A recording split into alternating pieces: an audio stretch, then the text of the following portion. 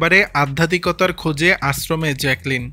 সম্প্রতি মুক্তি পেয়েছে বলিউড অভিনেত্রী জ্যাকলিন ফার্নান্দেজ অভিনীত হাউসফুল 5। ছবিটি নিয়ে চলছে মিশ্র প্রতিক্রিয়া।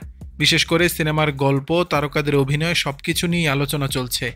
সিনেমা মুক্তির পর যখন সময়টা উপভোগের, তখনই গ্ল্যামারের জগৎ ছেড়ে অন্য এক জগতে পা বাড়ালেন অভিনেত্রী। আড়ম্বরপূর্ণ জীবনধারা ছেড়ে এবার আধ্যাত্মিকতার খোঁজে বেঙ্গালুরু পাড়ি দিয়েছেন তিনি। সেখানে গিয়ে আশ্রয় নিয়েছেন ভারতের জনপ্রিয় আধ্যাত্মিক গুরু শ্রী শ্রী রবি শঙ্করের আশ্রমে। আশ্রমে গিয়ে জ্যাকলিন দেখা করেন গুরুর সঙ্গে।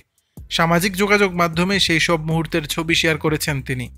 গুরুর সঙ্গে ছবি দিয়ে অভিনেত্রী লিখেছেন, আমার হৃদয় ভরে গিয়েছে। গুরুদেব, আলোর দিশা দেখানোর জন্য আপনাকে ধন্যবাদ। আমি আপনার কাছে ঋণী হয়ে থাকলাম। ছবিতে দেখা যায় জ্যাকলিনের পরনে ছিল গোলাপি রঙের সালোয়ার কামিজ। সাজের ছিটিফোঁটাও নেই, কেবল গুরুদেবের উপস্থিতিতেই যেন শান্তি খুঁজে পেয়েছেন তিনি। আশ্রমে শুধু গুরুদেবী নয়, হাতি, ঘোড়া, বাছুর, ষাঁড়দের সঙ্গেও সময় কাটাতে দেখা যায় তাকে। শিক্ষার্থীদের সঙ্গেও ছবি তুলেছেন অভিনেত্রী। উল্লেখ্য, জ্যাকলিন বহুদিন ধরেই আলোচনায় রয়েছেন তার কথিত প্রেমিক সুকেশ চন্দ্রশেখরকে ঘিরে। দর্শক, বিষয়টি নিয়ে আপনাদের মতামত জানাবেন নিচের কমেন্ট বক্সে।